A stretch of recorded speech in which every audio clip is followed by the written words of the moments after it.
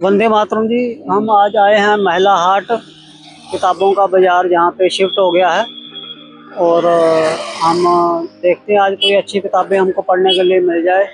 तो फिरोज भाई भी आए हुए हैं और आगे भी एक प्रोग्राम है, उसमें भी फिर जाएंगे हम और बाकी ये बात करेंगे ये है हीरा लाल जी।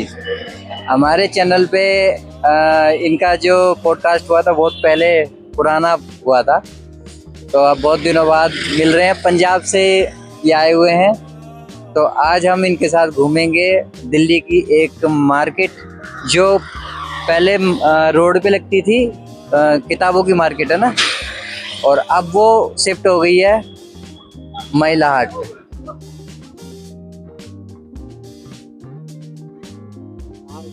जब हम इस हाट में मेले में पहुंचे थे तब दुकानें लग रही थी, तो बहुत सी दुकानें कुछ ऐसी थी जिसमें किताबें सब्जियों की तरह पड़ी हुई थी, मतलब किताबों की कोई इज्जत नहीं है। आज ऐसा ही समय आ चुका है।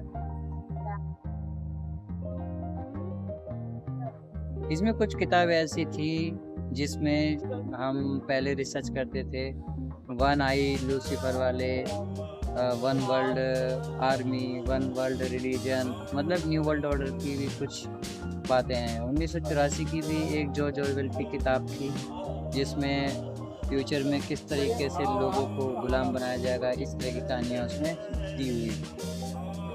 तो बाकी हमने देखा चारों तरफ, लेकिन हमारी हिम्मत नहीं हुई कि लोगों से बात करी जाए, क्योंकि लोग इतने बिजी थे और बिजी लोगों से बात करना हमें भारी पड़ गया। क्योंकि एक बंदे ने हमें कहा कि निकल जाओ यहाँ से, तुम्हारे पास कोई आईडी कार्ड है या नहीं। तो हमने कहा कि हम तो सिर्फ छोटे मोटे ब्लॉगर हैं। बेसिकली हीरा लाल जी ऐसी किताब ढूंढ रहे थे जो कि पिरामिड के स्ट्रक्चर पर घर कैसे बनाते हैं उस पर वो जानना चाहते थे। तो उन्होंने वो किताब लेने की कोशिश करी, लेकिन वो किताब तो मिली नहीं।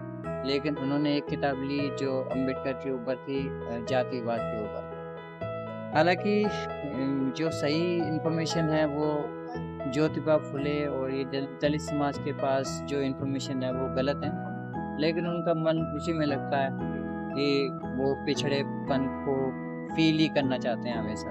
तो उन्होंने उसी तरह की किताब दी, जबकि मैंने उनको बताया कि भाई हमारा समाज हमेशा से अमीर था, समृद्ध था, ज्ञानवान था, लेकिन वो मानते ही नहीं। और फिर हमें मिली ओशो की एक किताब, यानी ओशो की भी वहाँ पे कई सारी किताब थी, जिनमें से मैं कौन हूँ, मैं मृत्यु सिखाता हूँ, सम्मुख से समाधि, जो काफ़ी कंट्रोवर्शियल किताब है। ये सारी ओशो की किताबें मिली। ओशो के बारे में तो पूरी दुनिया जानती है, लेकिन उनके एक गलत रूप को ही लोगों ने प्रचार किया है।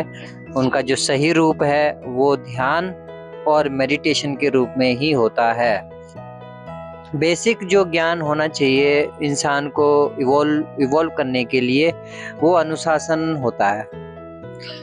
वो ओशो से लोगों को नहीं मिल रहा है। बस यही कमी रहेगी कि ओशो के जानने वाले जितने भी लोग हैं वो ज़्यादातर या तो हंसोड़ हैं, कॉमेडियन हैं, या फिर बिल्कुल ही परवाह ना करने वाले, बिल्कुल अकेले रहने वाले लोग हैं। वो समाज की जिम्मेदारी लेने को तैयार नहीं है, वो लड़ने को तैयार नहीं है, वो किसी भी तरह की जिम्मेदारी उठाने वाले लोग नहीं है। आज के जो जेनजी हैं, बस ऐसे ही समझ लो, वो दूसरों की टांगे जरूर खींचने लग जाएंगे कि हाँ बाबा ऐसे होते हैं, हिंदू ऐसे होते हैं, धर्म ऐसा होता है, फलाना ढिमका।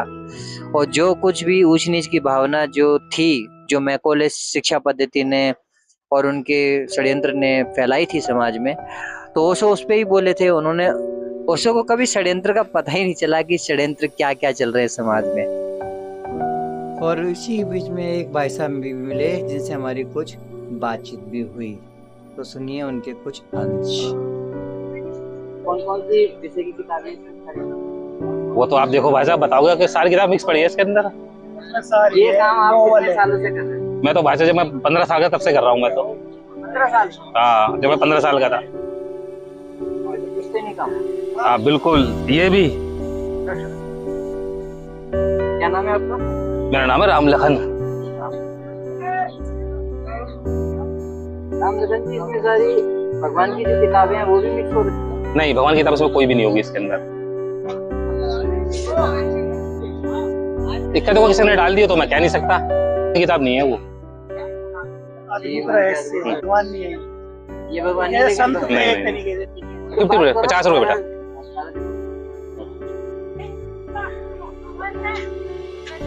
वे बड़े हो गए यार, कोई किताबें जिसने इसमें पढ़ी हो? मैंने कोई किताब नहीं पढ़ी भाई साहब, मैं आपको साफ बताऊं।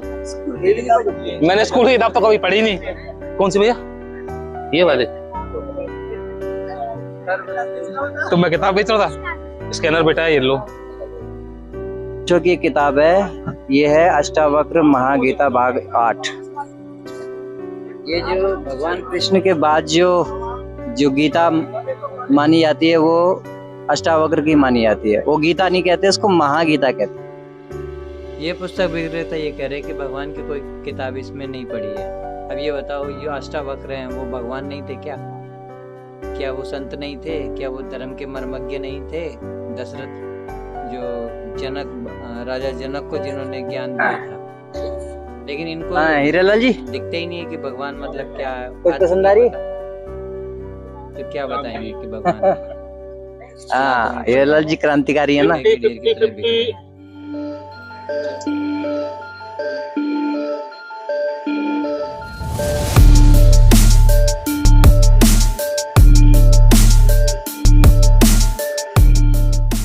इन किताबों के मेलों में क्या चीज अच्छी लगी? बढ़िया है जी, अपना नॉलेज की किताबें हैं और बच्चों की भी नॉलेज बढ़ेगी और देखना चाहिए, आना चाहिए। कुछ जैसे कई बार बाजार से लेते हैं तो सामान महंगा मिलता है, जहाँ चलो इसी बहाने कुछ सस्ता मिल जाएगा। और कापियाँ, किताबें, पेन पेंसिल, बुक्स, लिटरेचर, हर तरह की नॉलेज है यहाँ पे। मतलब यहाँ पे 20 रुपए की किताबें भी मिल रही हैं बच्चों के लिए, 50 रुपए के नोवेल भी मिल रहे हैं, और जो 200 रुपए की किताब है वो आधे रेट में भी मिल जाती है। पहुंचे हैं, जितना भी ज्ञान है असल में है किताबों में, ग्रंथ है वो किताबों में है। लेकिन किताबों के साथ मैं एक मेरे को यहाँ पे वो दृश्य दिखाई दिया कि किताबों के साथ ना दुर्व्यवहार बहुत हो रहा है।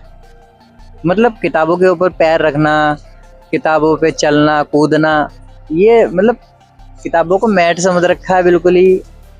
ये थोड़ी बात अजीब लगती है। असल में धीरे धीरे आ जाएगी लोगों को समझ, यही किताबें आने वाले समय में शोरूम में मिलेंगी, शोरूम से नीचे नहीं मिलेंगी ये कभी भी।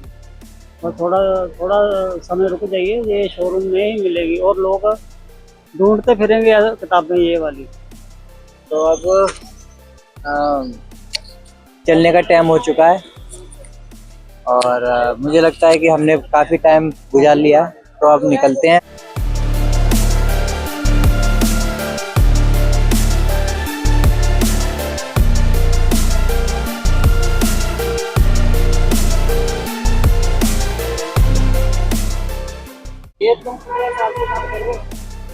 हम यहाँ 3 साल से।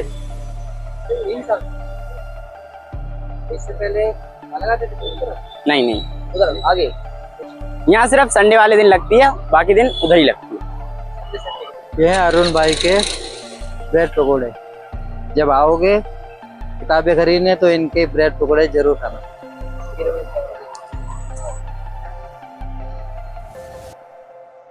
जिसने गरीबी बनाई है जानबूझ के, वो ये भी नहीं चाहता कि इंसान जो है वो गुलामी को तोड़ दे। तो गरीब आदमी जो है गुलाम जल्दी बनता है। वो एजुकेशन वो नहीं होती है जो हम लोग किताबों में ढूंढ रहे हैं। एजुकेशन वो होती है जो जिंदगी में काम आए। चलो चलते हैं।